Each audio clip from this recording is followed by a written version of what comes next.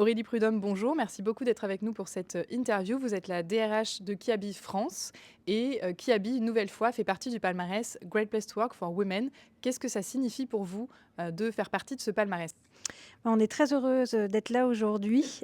C'est une excellente nouvelle pour nous, à la fois parce qu'on est très fiers, évidemment, pour toutes nos collaboratrices, d'apparaître dans ce joli palmarès et puis aussi parce que c'est fait partie des causes sur lesquelles l'entreprise est positionnée depuis longtemps maintenant. Donc, voilà, très heureuse d'être là avec vous. Alors, première question, si vous n'aviez pas été DRH, quel aurait été votre métier de rêve lorsque vous étiez enfant? Alors moi, quand j'étais petite, je voulais être coiffeuse, heu, et après ça a un peu migré, je voulais plutôt être, psychiatre. Bon voilà, en tout cas, je pense que le trait commun, il me semble que j'avais compris d'ores et déjà que le but du jeu, c'était de se faire plaisir au travail et d'être au contact des autres. Donc, voilà un peu le fil conducteur que j'imagine en tout cas dans ces envies du passé. Quel est le plus grand malentendu que les gens ont sur vous? Je ne sais pas s'il y a de malentendus à proprement parler. Je pense que, je suis d'une nature très optimiste, et pour certains, ça peut parfois prendre, la forme d'une légèreté, apparente. En l'occurrence, je suis pas si légère que ça, je suis très concernée. Mais oui, pour le coup, j'ai plutôt tendance à croire qu'on trouve des solutions à tous les problèmes qui se présentent. En tant que DRH d'une grande entreprise, vous avez des journées très chargées, mais finalement, à quoi ressemble vraiment la première heure de votre journée? Alors la première heure de ma journée, c'est pas la meilleure.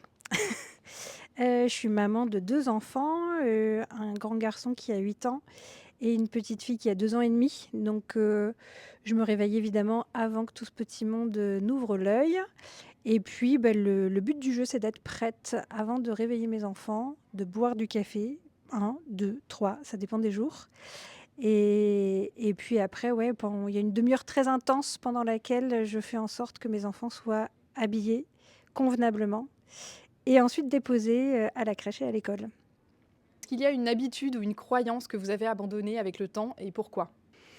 Hem, j'ai abandonné l'idée que tout doit être parfait, heu, parce que pour le coup, j'ai pu m'apercevoir que l'attendu, il est plutôt parfois dans le fait d'apporter une réponse, rapide, une réponse, partielle, mais pas forcément d'aller chercher, la perfection. Parfois, l'orfèvrerie est nécessaire, mais pas toujours. Est-ce qu'il y a une œuvre, un livre, un film, une chanson qui vous ont particulièrement marqué, profondément marqué? Profondément, je ne sais pas, mais il y a peut-être un film, pas très, récent non plus, mais qui me vient à l'esprit, qui s'appelle «Sans filtre», qu'on est allé voir sans grande conviction avec mon amoureux et pour le coup, c'était une très belle fresque à la fois très décalée, esthétique, voilà, qui nous a permis de plonger dans un univers complètement différent et aussi de rire pas mal. Alors on va parler un petit peu de votre parcours professionnel. Quel a été votre plus grand moment de doute dans votre carrière? Je crois pas avoir traversé de période de doute. Ça va faire 19 ans que je suis chez Kiabi. C'est un sacré morceau de vie. J'ai évidemment vécu des périodes plus ou moins exaltantes, mais si j'avais eu des doutes, j'aurais construit un autre pan de vie professionnelle. Donc non, le doute n'est jamais venu me titiller à proprement parler. Est-ce qu'en tant que leaduse, il y a une décision que vous avez prise que vous auriez aimé prendre différemment? Évidemment. Ouais, il m'arrive parfois, malgré moi, au moment du coucher, de refaire ma journée et de me dire: «Ah, si celle-là, je pouvais la refaire, je la jouerais pas comme ça». Donc il y a pas forcément une décision emblématique que je regrette. Il y a potentiellement parfois, ouais, la prise en charge d'un sujet, d'une situation, d'une personne, qui peut, parfois être, pas tout à fait celle que j'aurais rêvé. Je peux parfois être, maladroite malgré moi, quand bien même j'essaye d'inviter la délicatesse dans tout ce que je fais, mais voilà, ça peut arriver en effet, évidemment. Est-ce qu'il y a un moment où vous avez failli tout arrêter? Ça n'a pas été le cas, sinon qu'est-ce qui vous a retenu? Tout arrêter, c'est quand même, C'est pas vraiment, ma nature. Tout arrêter, non, encore une fois, je pense que si je m'étais plus sentie à ma place, en tout cas, bah, voilà, j'aurais migré vers d'autres territoires. Et puis quand je suis en peine d'énergie, j'ai la chance d'avoir beaucoup de ressources, que ce soit dans l'écosystème Kiabi et en dehors, pour aller me régénérer et repartir du bon pied. Quel est l'échec qui vous a le plus appris? Alors je vais rétropédaler pas mal, mais c'est un échec, d'étudiante.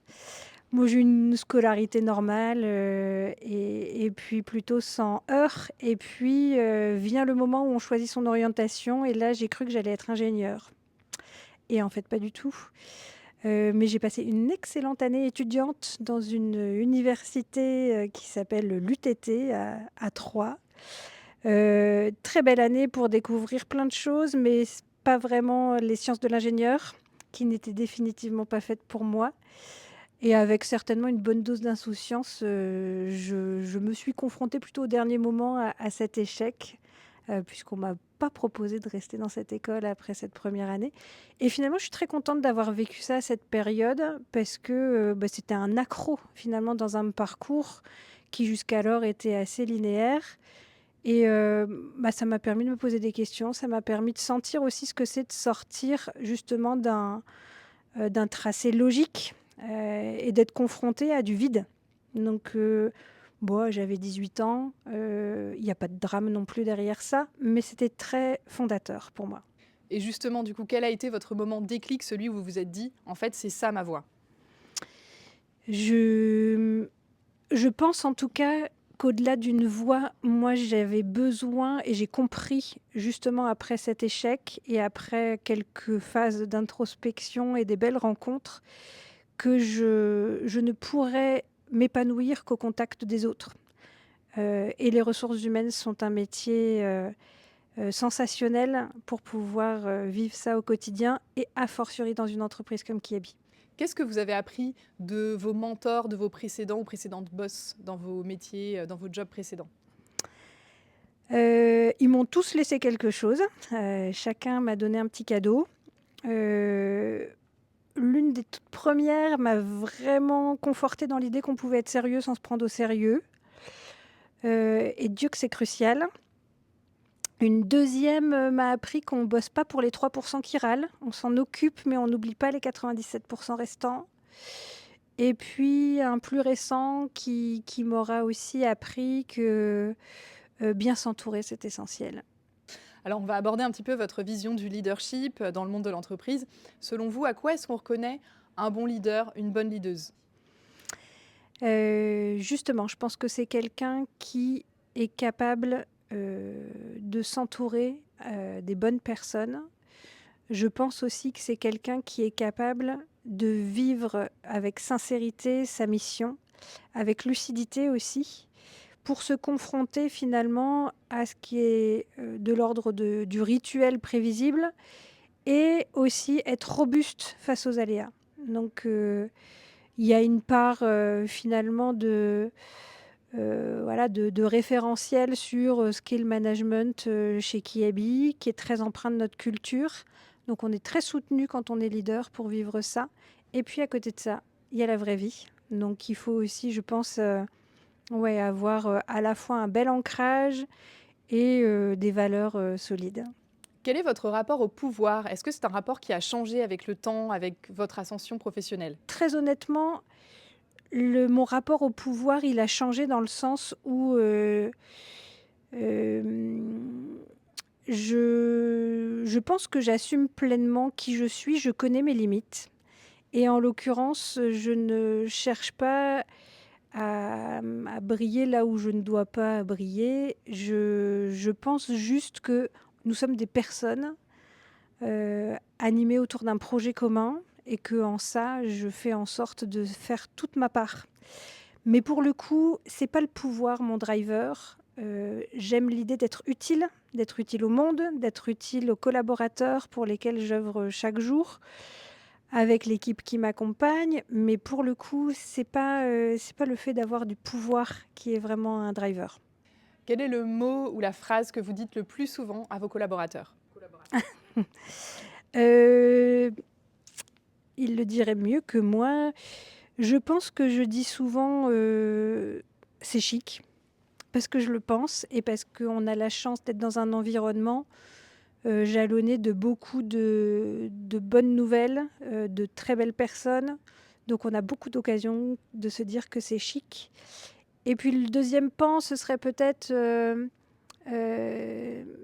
bah, un peu un côté, face reality. Quand on a une problématique qui émerge, on se confronte à la réalité avec, courage, et puis ça va le faire. Quel est le sujet sociétal qui vous touche le plus et pourquoi? Il y a une cause à laquelle je suis sensible qui va être, l'insertion, des jeunes. J'ai eu l'occasion de vivre, un certain nombre de rencontres avec, des jeunes qui sont complètement éloignés de l'emploi. Un témoignage qui m'a beaucoup marquée avec un jeune homme qui disait: «Mais moi depuis des générations, le réveil ne sonne pas à la maison.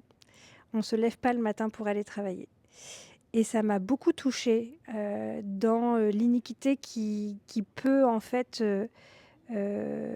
qui peut régir finalement les destins. Et du coup, je pense qu'on a toute notre, légitimité, en tant qu'employeur à venir agir localement. Alors, pas forcément pour, régler ce problème, mais en tout cas faire vraiment toute notre part. Parce qu'on a des métiers sur lesquels on peut vraiment proposer de venir goûter à une vie professionnelle et potentiellement de constater que c'est savoureux. Au-delà, des KPI que vous regardez tous les jours, des résultats financiers de l'entreprise, de ces indicateurs-là, qu'est-ce que vous aimeriez avoir laissé comme trace dans votre organisation?